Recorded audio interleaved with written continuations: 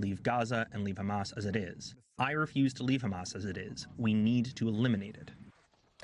Well, let's discuss this with Laura Blumenfeld, a Middle East analyst and former senior advisor on the Israel-Palestine negotiating team at the US State Department. Thank you for joining us on BBC News. What do you make, then, of what the Prime Minister has been saying in this interview?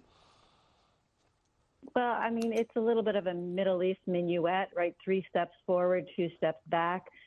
He's saying that he's no longer, or he never was, potentially interested in this kind of 3-phase deal that President Biden publicized and said that Netanyahu had indeed embraced. But, you know, the war is coming to an end anyway, and I think Netanyahu's feeling is we might as well get some hostages out of it.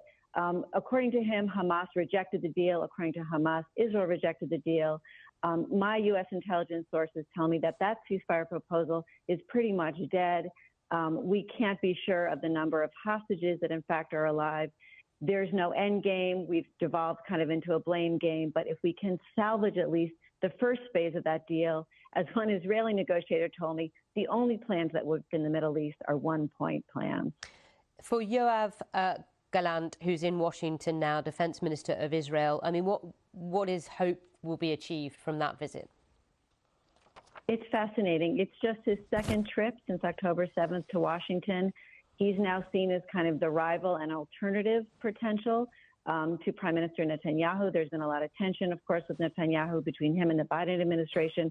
So he's kind of has this kind of being treated to a buffet, a bilateral buffet of meetings. He met with Amos Hochstein earlier today to talk about what is for us one of our main priorities, which is preventing regional escalation and spreading of the war to other countries.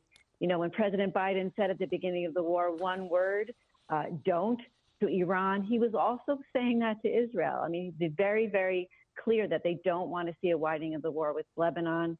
There's that conversation, of course, with our Defense Secretary, Austin.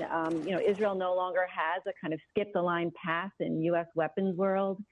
We've given Israel over $7.5 billion worth of arms.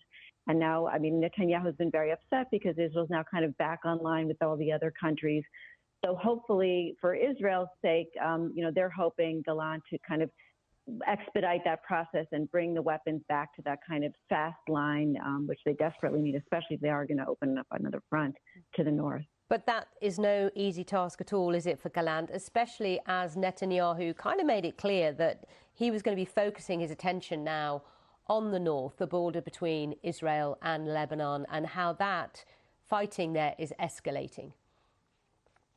Yeah, I mean, from the U.S. point of view, all they want to see between now and certainly the conventions and then Election Day is quiet. And the Israelis are saying, look, we've had 90,000 of our residents live on the north. For the first time in the country's history, the government ordered them to evacuate. They can't live in their homes.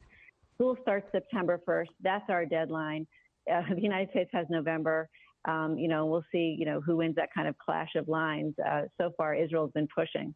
All right. Laura, thank you for joining us and giving us your take on what's happening in the Middle East at the moment.